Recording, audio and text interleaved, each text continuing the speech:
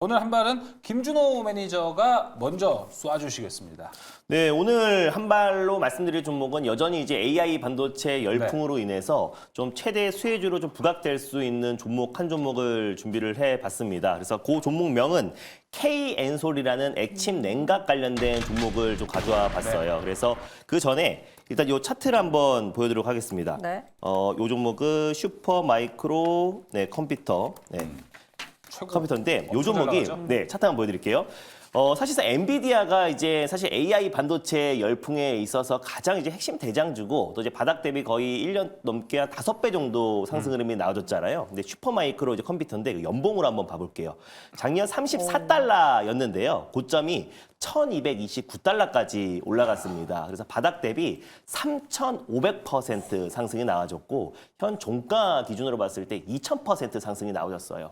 그래서 AI 반도체에서 뉴욕 증시에서는 슈퍼마이크로 컴퓨터가 가장 대장격으로 상승 흐름이 나와줬는데 이 기업이 냉각 시스템을 공급하는 액침 냉각 관련된 가장 대표 종목입니다. 그래서 결국에 이제 뉴욕 증시에서도 또 글로벌 시장에서도 결국 엔비디아보다 AI 반도체 뭐 사실 GPU뿐만 아니라 뭐 NPU 또 AGI 또 그리고 차세대 AI 반도체가 될수록 결국에 AI 열풍의 가장 이제 큰 게 전력 소모의 40%를 차지하는 냉각 시스템, 특히 액침 냉각에 대한 관심이 높아질 수밖에 없고 그게 여실히 주식시장에 반영이 됐다라고 보고 있어요. 그래서 슈퍼마이크로 컴퓨터가 최근에 또 S&P 500에 편입이 되기도 했고 주가 상승 여력이 크게 나와줬는데 또 이제 간밤에도 한 8% 가까운 또 상승 흐름이 나와주면서 여전히 이제 액침 냉각에 대한 어떤 관심이 여전히 뜨겁다라고 보고 있어요. 그래서 이번에 또 엔비디아의 또 이제 GTC 컨퍼런스에서도 액침 냉각 관련해서 다시 한번 언급이 있었고 또 차세대 AI 반도체에서는 액침 냉각을 사용하겠다 공식화한 상태입니다. 그래서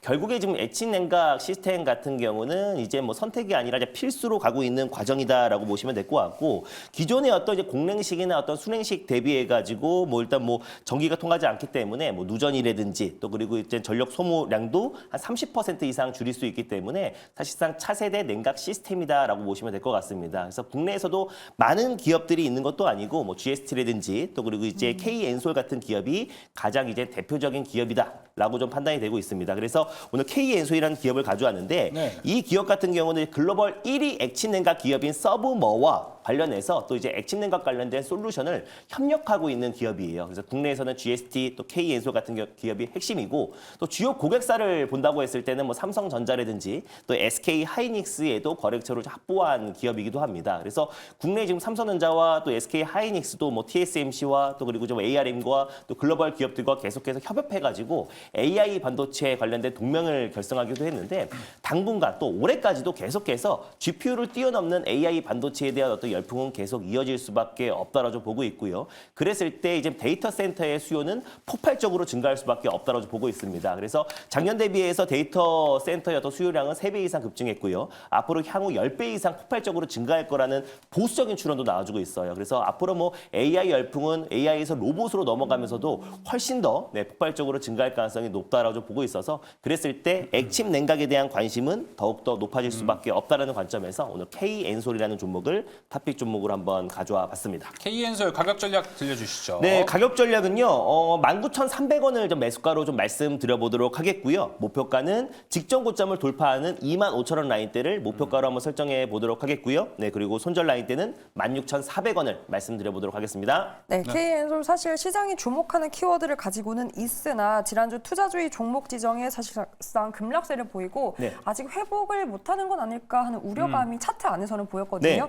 그렇다면 말씀해 주신 대로 이 엔비디아도 결국은 가야 하는 반도체의 길, 액침 냉각이라고 제시했는데 그 키워드가 이 추세 전환까지 들려 세울 수 있다고 보십니까? 최근에 주의 딱지가 붙었던 게 아무래도 그 스팸 문자가 많이 나가서 최근에 급등한 종목들 보면요. 다 주의 딱지가 붙어요. 뭐 최근에 SK 하이닉스도 그렇고 뭐 많은 대표 종목들도 급등만 하면은 이제 장 끝나고 막 문자들 스팸 문자 많이 나가잖아요. 그래서 스팸 과다 문자로는 주의 딱지가 붙기 때문에 그 영향은 제한적이다라고 좀 보고 있고요. K엔솔 같은 경우 오히려 좀 가격적인 매력이 생기지 않았나. 뭐 GST랑 그때 K엔솔이 크게 한번 시세가 분출했을 때 이때 한 28% 장중에 거의 상한가 언저리까지 상승이 나와줬는데 그때 그 상승폭을 다 반납한 상태이다 보니까 오히려 전 조정이 나왔을 때 매수 관점으로 접근해야 조금이라도 싸게 매수하고 시세가 분출됐을 때 큰 수익을 챙기지 않을까 좀 보고 있습니다. 그래서 액침 냉각에 대한 모멘텀은 여전하고 AI 반도체 열풍이 끝나지 않는 이상 결국에 액침 냉각에 대한 관심은 높아질 수밖에 없기 때문에 결국 K엔솔이 다시 한번 직전 고점을 충분히 돌파할 수 있다라고 보고 있고 그래서 직전 고점을 돌파하는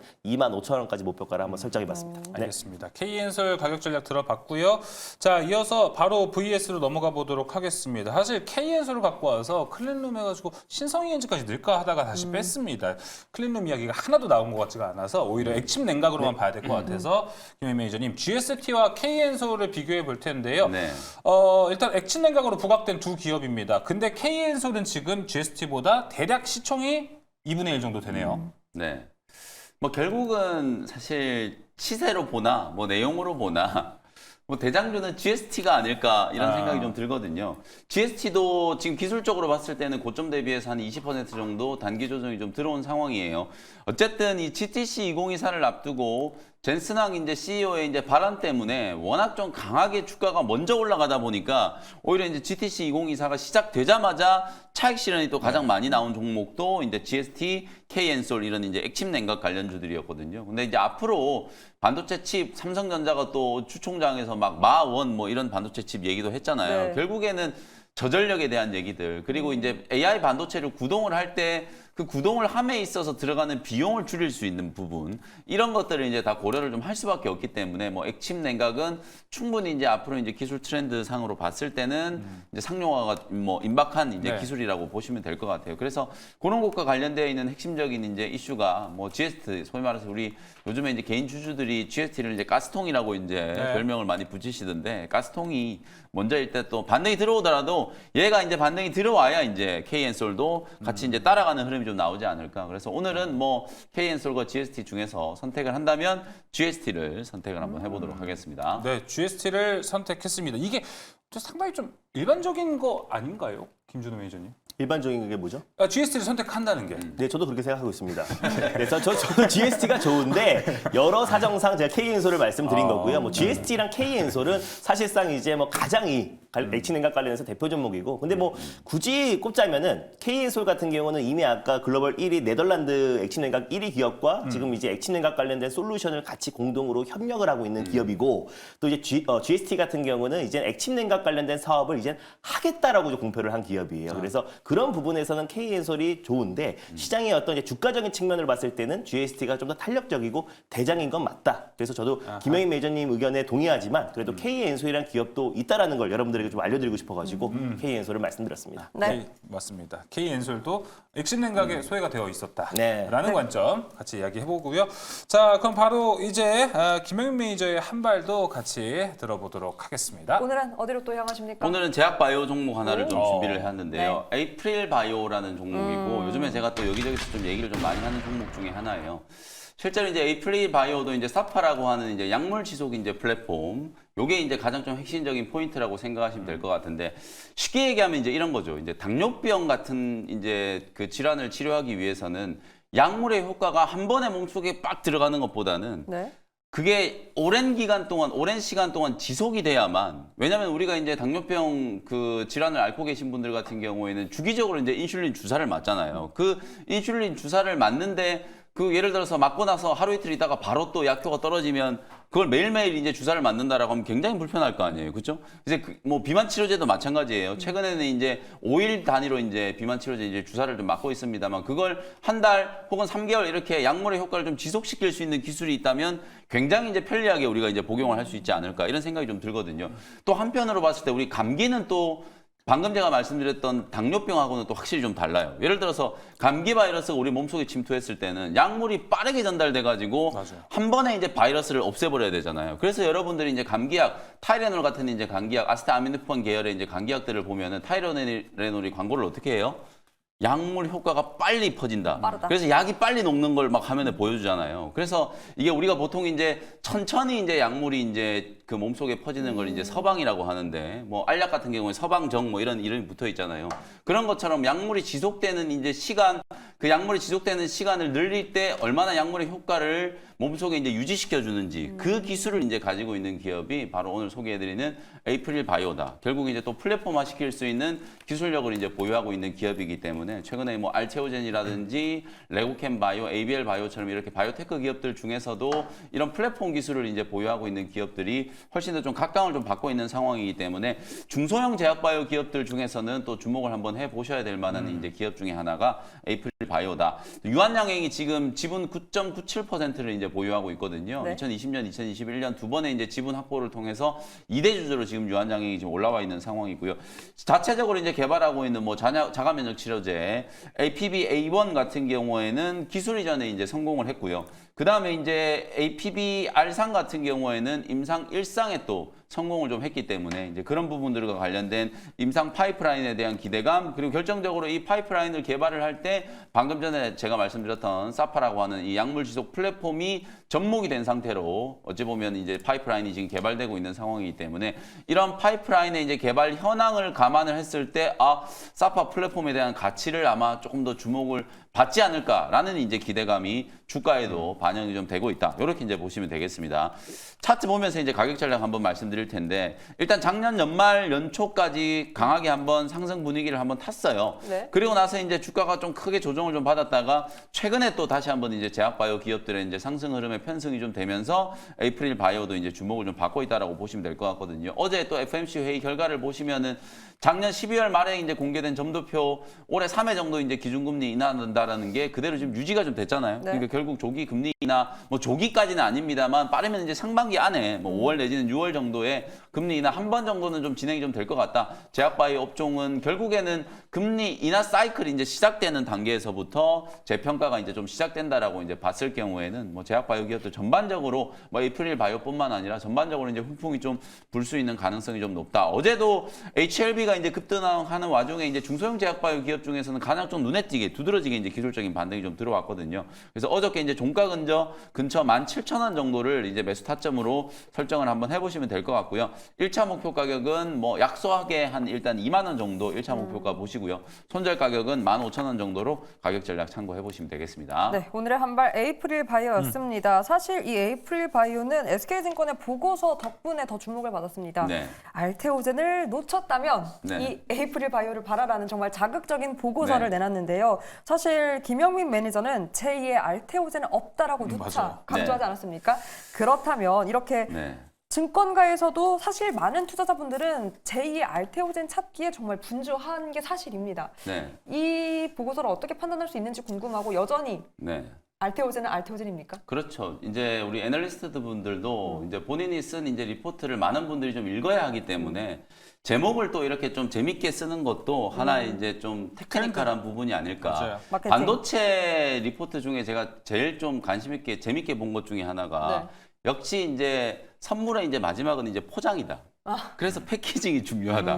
뭐 이런 이제 리포트를 제가 본 기억도 나거든요. 그래서 뭐 알테오젠을 놓쳤다면 에이프릴 바이오 네. 사실 뭐 비교가 안 돼요. 알테오젠이 지금 시총이 10조가 넘어가고 있고 네. 그리고 이제 앞으로 이제 현금이라든지 이런 것들을 감안을 해보면 뭐 에이프릴 바이오를 가지고 직접적으로 이제 비교할 건 아닙니다만 그 비교의 포인트가 제가 방금 말씀드렸던 이런 플랫폼 여러 적응증으로 이제 확장할 수 있는 플랫폼 기술력을 가지고 있기 때문에 만약에 이게 진짜 글로벌 빅파마들한테 인정을 받기 시작한다면 알테오젠처럼 될 수 있다라는 이제 가능성을 이제 뭐 타이틀에 이렇게 이제 만들어 놓은 거라고 보고 제가 봤을 때도 이제 방금 제가 뭐 장황하게 이렇게 감기약과 당뇨병 이제 치료제 이게 이제 약물이 빨리 퍼져야 되는 경우와 또 천천히 오랫동안 이제 지속돼야 되는 경우 이렇게 비교를 해드렸던 것처럼 그런 식으로 이제 뭐 당뇨병 치료제라든지 특히 또 요즘에 이제 각광받고 있는 자가면역 치료제 이런 쪽으로는 이제 계속 파이프라인이 확장될 수 있는 상황이기 때문에 뭐 그런 부분들에 대한 가능성을 좀 주목해 볼 수 있는 기업이 에이프릴 바이오다 이렇게 말씀을 좀 그럼 드리겠습니다. 오늘 한 발은 에이프릴 바이오지만 현 구간 그래도 매력적인 기업을 꼽자라면 여전히 알테오젠입니까? 그렇죠. 아하, 네. 그렇군요. 제2 알테오젠은 없다. 알테오젠은 알테오젠이다. 로 정리해 보겠습니다. 여러분 이제 기억하시죠? 오늘 특집 있습니다. 맞아요. 네. 계속해서 김영민 매니저가 개장 그리고 현대차증권의 엄민용 애널리스트와 제약바이오 이야기 깊게 나눠볼 거니까요. 끝까지 관심 있게 지켜봐 주시기 바랍니다.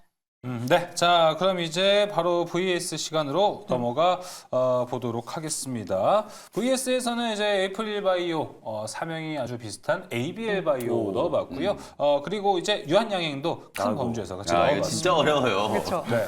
근데 아까 이제 선택을 표정이 너무 심각하신 거 아닙니까? KN소를 선택 안 했습니다. 참고로. 아이고. 네. 그러니까 셋 다 정말 고민이 많이 되네요. 이게 셋 다 제가 이거 공개 방송에서 정말 많이 강조했던 종목들이기도 해서 각자의 매력들이 있긴 해요. 근데 네. 이 중에서 현 시점에서 그래도 제 가격적인 매력까지 본다고 했을 때 네. ABL 바이오를 오.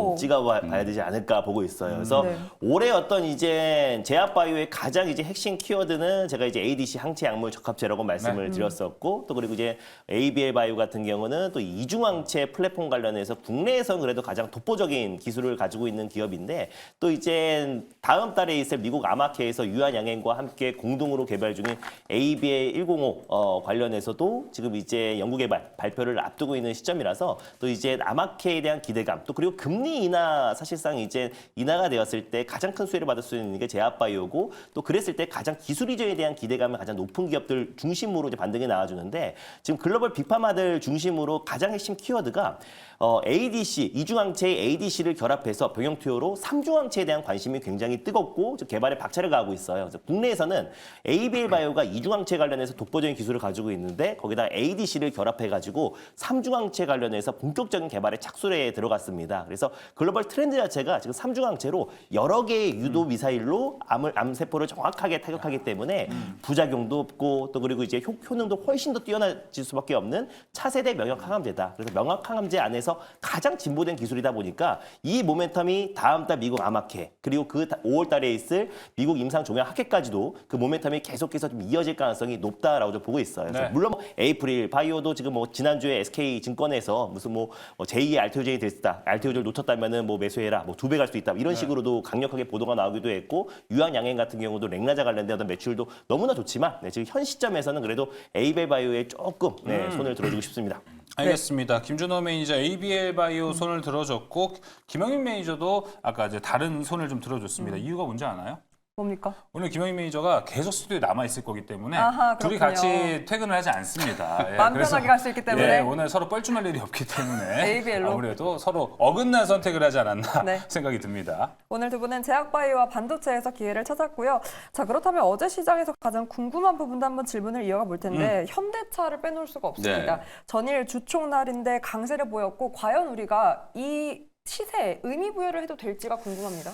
이게 사실 좀 이례적인 현상이에요. 보통 우리가 이제 주총하면 별로 관심도 없었고. 그러니까요. 삼성전자도 근데 주총날 주가가 막 올랐어요. 급등을 했고 어제 현대차도 이제 주총날 주가가 급등을 했어요. 이게 결국 또 저는 밸류 프로그램의 또 효과가 아닐까. 그럴 수 아무래도 있죠. 이 주주총회가 그냥 뭐 별로 이슈도 없이 뜨뜻미지근하게 지나가다가 이제는 많은 기업들이 이거 주총장에서 앞으로 이제 뭐 밸류업과 관련된 뭐 구체적인 청사진 그리고 주주 친화 정책에 대한 어떤 또 핫한 어떤 이런 이슈들을 좀 얘기를 좀 할 거다라고 이제 기대들을 하다 보니까 네. 오히려 주총날에 주가가 급등을 하는 되게 이례적인 현상들이 나타나고 있거든요. 어제도 보시면 거의 뭐 삼성전자와 SK 하이닉스 쪽으로 거의 수급이 좀 몰빵되고 있는 분위기 속에서 그 틈을 비집고 현대차라든지 KB금융 이런 종목들이 강한 이제 상승이 좀 만들어졌거든요. 저는 아까 반도체 소부장 종목들을 말씀드릴 때 어쨌든 삼성전자와 SK 하이닉스는 수익권 게임이고 반도체 소부장 종목들이 훨씬 더 지수 대비 아웃퍼폼 할 수 있다라는 네. 의견을 좀 들었는데 자동차는 반대예요. 제가 지속적으로 말씀드리는 게 그냥 자동차는 부품 좀 보지 마시고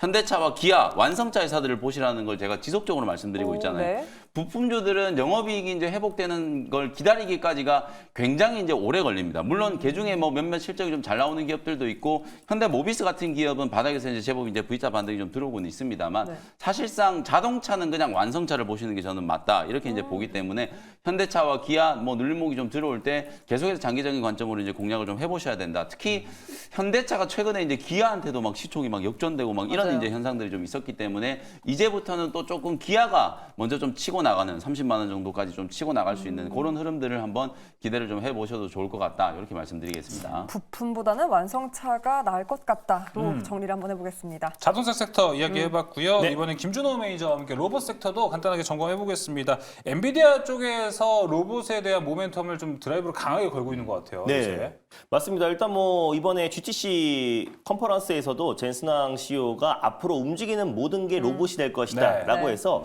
원래 이제 빅테크 기업들의 AI 다음 격전지가 로봇이다라고 좀 점쳐지고 있고 또 엔비디아도 최근에 피규어 AI를 인수할 만큼 로봇 쪽에 지금 진심이다. 그리고 협동 로봇 관련해서 글로벌 1위 기업과 지금 꾸준하게 좀 협업을 이어가고 있는 상태이다 보니까 앞으로 이제 로봇에 대한 어떤 이제 빅테크 기업들과 국내 기업들의 어떤 움직임들이 굉장히 빠른 속도로 움직이고 있고요. 최근에 레인보우 로보틱스를 좀 강조해 드렸잖아요. 레인보우 로보틱스가 또 의미 있는 박스권 라인대를 돌파하면서 어제 또 시간 내에서도 강한 모습을 좀 보여줬는데 결국 국내 시장에서도 이 협동 로봇과 또 뛰어넘어서 인간과 똑 닮은 휴머노이드 로봇에 대한 관심은 계속해서 좀 이어질 수밖에 없다라고 좀 보고 있습니다. 특히나 레인보우 로보틱스 같은 경우는 올해 상반기에 또 휴머노이드 로봇을 또 공개를 앞두고 있고요. 삼성전자 같은 경우는 연내에 또 이제 휴머노이드 로봇을 또 이제 출시를 앞두고 있는 시점이다 보니까 당분간 이제 로봇 섹터 또 그리고 바이오 섹터 그리고 AI 반도체 요 세 개 섹터 안에서는 계속해서 순환매가 돌지 않을까. 그래서 그날 시세가 분출되는 종목들을 따라가지 말고 만약에 로봇 섹터에 수급이 집중되면은 네. 잠깐 쉬고 있는 제약 바이오 섹터, 차라리. 제약 바이오 섹터가 시세가 분출되면은 또 잠깐 쉬고 있는 AI 반도체 섹터로 계속해서 우리가 조정 시 매수의 관점으로 접근한다고 했을 때는 지금 이제 성장 섹터 중심의 어떤 시장 상승에 소외가 될 일은 없다라고 좀 보고 있습니다. 알겠습니다. 자, 이렇게 개장전 전략까지 함께 이야기를 나눠봤습니다. 이제 여기서 김준호 매니저만 보내주도록 하겠습니다. 오늘 말씀 고맙습니다, 매니저님. 감사합니다.